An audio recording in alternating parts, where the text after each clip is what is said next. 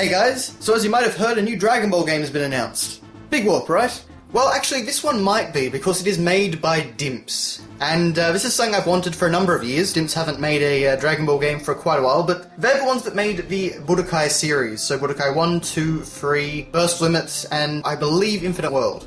All the other Dragon Ball games pretty much have been made by a company called Spike.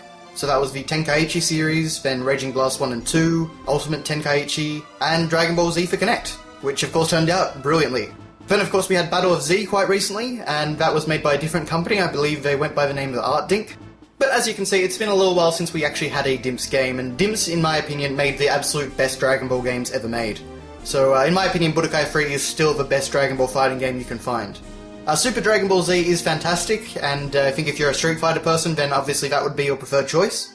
But Budokai 3 is just so much fun. I can go back to that game year after year, and I still enjoy it.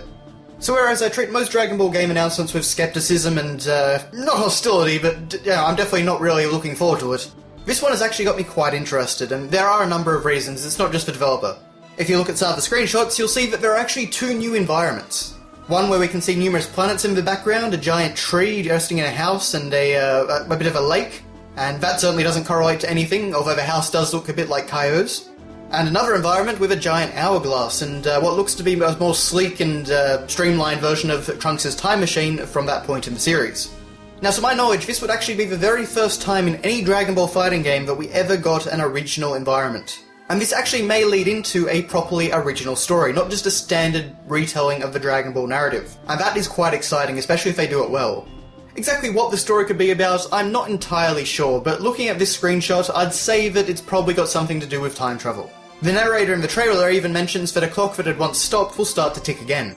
So there's obviously a huge time motif here. My only thought is that this could have something to do with Trunks' time patrol, which was an element in the game Dragon Ball Online. Considering that that game's been shut down, I'm not exactly sure why they would continue on a story element from it, but that's about the only thing I can come up with that's related to time travel.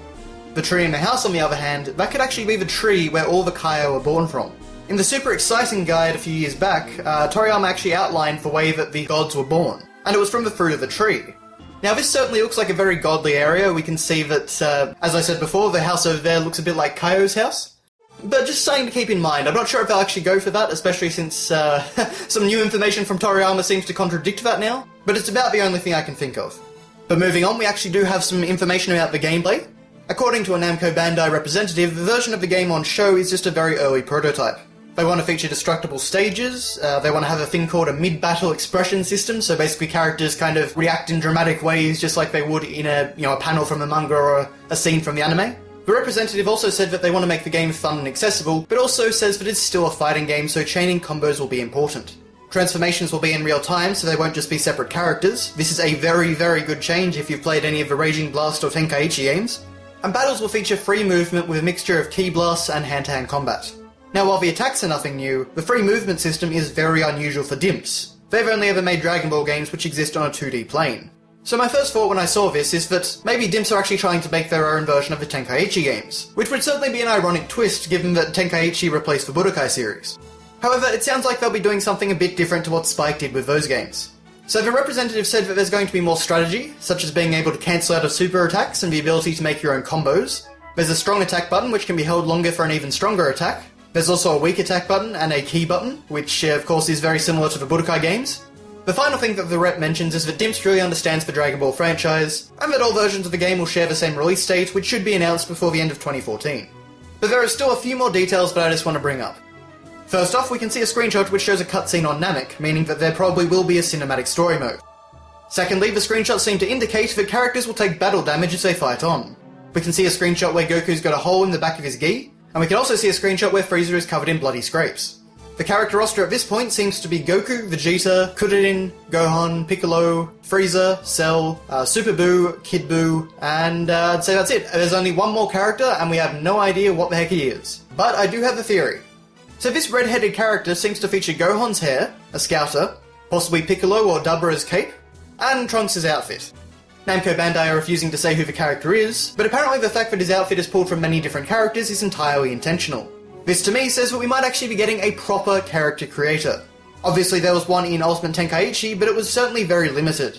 This seems to indicate that maybe you can take hairstyles, body shapes and sizes, outfits, capes, objects like scouters and things like that. You can take them from any other character and put them all together. So you can kind of create your own mishmash Dragon Ball character. Honestly, I would be totally happy with that, and it would be great to actually see a really good character customizer in a Dragon Ball fighting game. But that's pretty much all we know about Dragon Ball Xenoverse. Honestly, as a Dragon Ball fan, I find this game very exciting, and I see a ton of potential. But we'll just have to wait and see how it goes. With Dimps at the helm, I'm not too worried. The only possible concern could be something like Burst Limit, where basically the game was unfinished and had a whole ton of content cut. Hopefully though, Namco Bandai will have learned from that mistake. But what do you think? Are you looking forward to Dragon Ball Xenoverse? Let me know in the comments below. Thanks a lot for watching, and I'll see you next time.